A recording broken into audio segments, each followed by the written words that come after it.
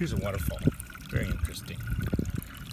You notice that all the dirt and mud has been washed away from these rocks, and the water is flowing over the rocks. This is an excellent way to provide oxygen for the water. Downstream from this waterfall, there's about 20 fish living in that small pool. God provides energy from the sun to keep this waterfall running. The water could come from 10 miles or even 100 miles away. As you can see, if we raise this camera to the sky, there are hardly any clouds in the sky today, but this water comes from far upstream. You can see the tiny little white flowers here and the other plants that are doing very well because of water from the stream. God provides this for life. In him was life, and the life was the light of men. Death and tragedy are not light in our lives. Life is. Now as we walk upstream here, we come to a small pond, and these fish are taking advantage of the oxygenated water. As you can see in the bottom of the pond, the water is so clear it's hard to see on this video, but in the bottom of the pond it's carpeted with algae, which also produces oxygen by photosynthesis. Here we come to a primrose, a very special primrose that is adapted to wet conditions. It thrives very well in damp soil and even right in the water, as you can see here. Now as we go farther upstream here, we see a place where the stream is only about an inch wide, but still flowing well.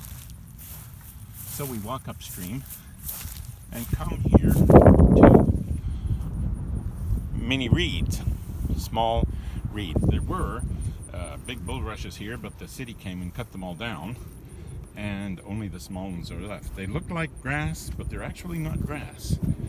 They're reeds. And number of insects. There's a damselfly. Number of insects do very well here. There's a dragonfly. God has provided this for fish and plants and insects that don't need rainfall to survive. Now we've come to a cypress tree. Very interesting tree, beautiful tree. Light green, feathery leaves. They look like bird's feathers. And you notice here I can swipe my hand past these branches and not get hurt. There are no thorns in this tree. Now here's the question. How does this tree survive with waterlogged soil? Air has about 20% oxygen. Water has less than 1%. And the roots of this tree need oxygen to produce chemicals from glucose.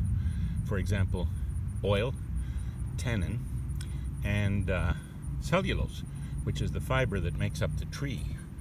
The roots have to assemble long chains of glucose, which is produced by the leaves in the sunlight, to make cellulose.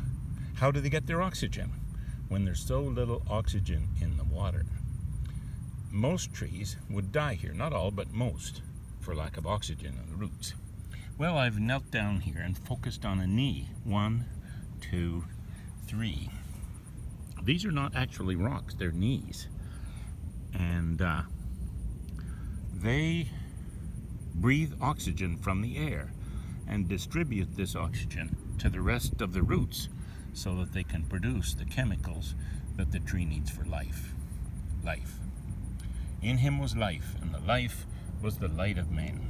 And the more we study God's creation and the power that the sun provides to make all this work, the more we study God's creation, the more we find God is focused on life. Thank you for watching.